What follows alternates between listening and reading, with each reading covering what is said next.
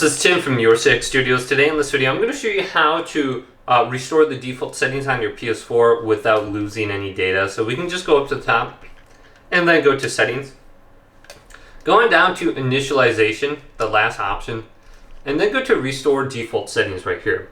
Now type in the default password, which is 000, and it'll bring you to the screen.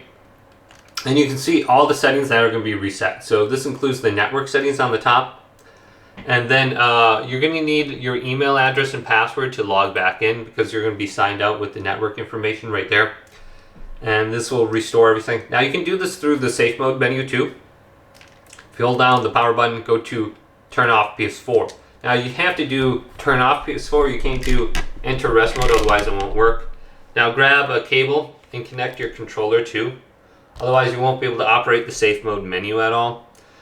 And then what we want to do is press and hold down the power button when this light stops blinking. So you can see it's blinking and it should be done right about now. And then hold down the power button. So it's done, hold it down, you'll hear one beep. And then you're going to hear another beep. When you hear that second beep, just let go. So I heard the second beep, I'm letting go and press the PlayStation button on the controller now to operate the menu. So maybe you don't have access to your account. We can go on down to option number 4, restore default settings.